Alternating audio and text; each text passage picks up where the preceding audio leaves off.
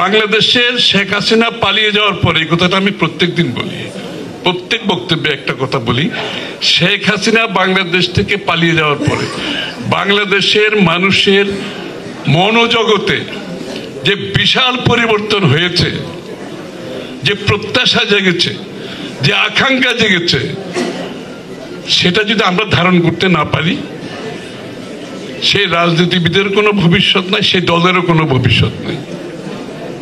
এটা বুঝেন তো আপনারা নিশ্চয়ই?